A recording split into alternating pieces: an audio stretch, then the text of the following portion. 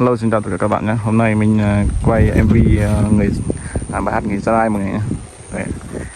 Đây là diễn viên mọi người nhé. Còn bên kia là ca sĩ mọi người. Đó, đang thay đồ mọi người. Ở đây là nước gì ta? Suối gì đấy?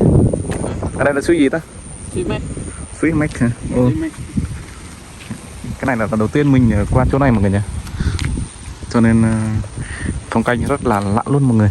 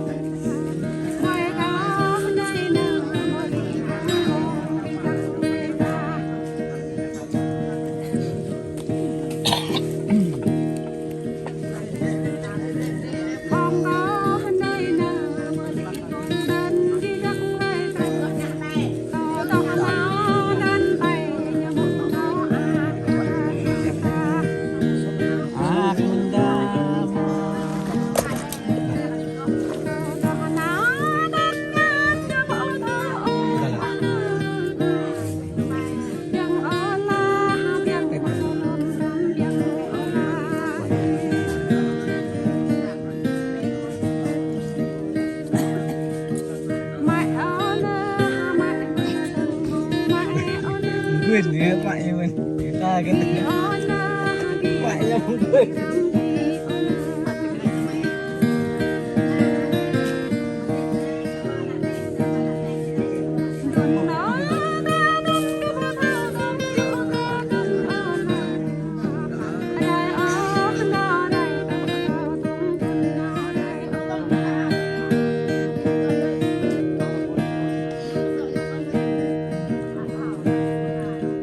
Give me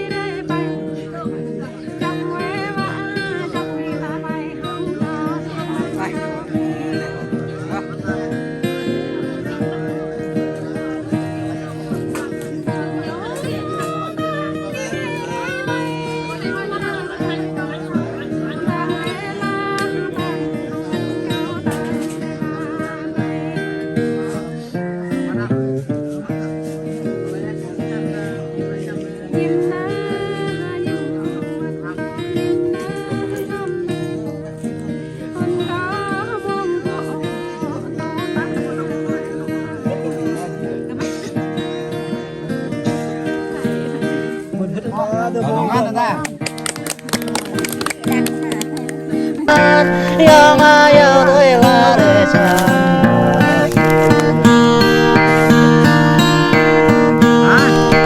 bởi là người quen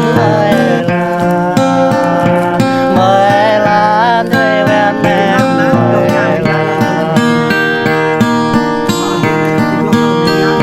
em có gần đây có đâu mẹ muốn thao màu có gần đây có đây có bố thao đây có gần đây có đâu chơi muốn thao thao có đâu gần đây có giờ bố thao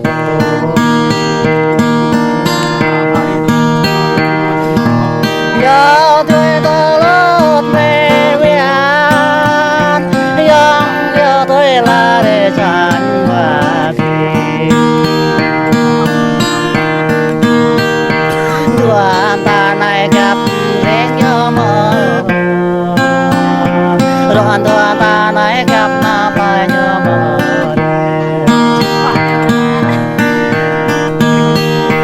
lời mong thao đường lời buồn mẹ ta mơ thơ biển lời mong thao đường lời buồn mà ta nhớ mơ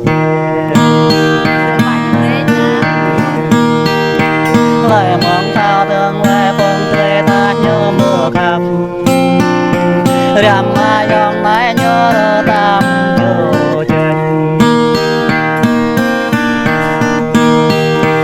rằm ai dòng mãi nhớ đỡ tâm bên cờ mùa ra kia chút ta kẹn ta lệ cao giờ tôi đã lót về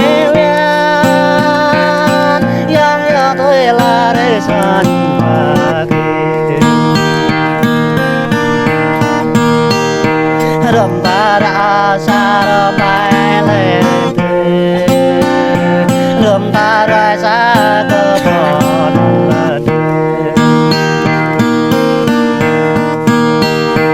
rầm ta ra xa con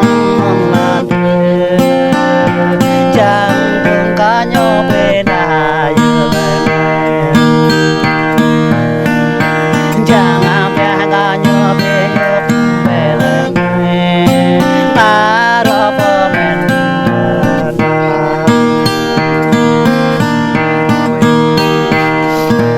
giờ tôi lót về miền giờ tôi là để xuân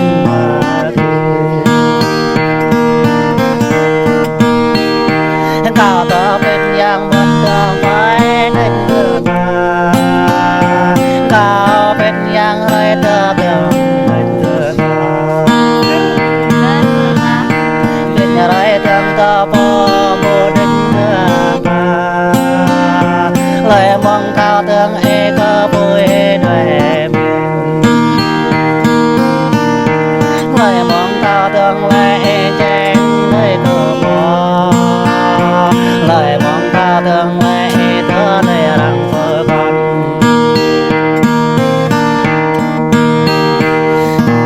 giờ tôi lót về miền giờ tôi là để xuân và kỳ cao men rạng tan ta thôn chẳng cái ta thao nhà là thế chẳng đâu mà ta thao là thế chẳng đâu mà ta thao chung mà thế còn ghé như được kia chúng đi thao mẹ còn ghé vô thơm cơ giờ e thao còn ghé thơm tay ta đã e thao em nay có mong nhà kia chút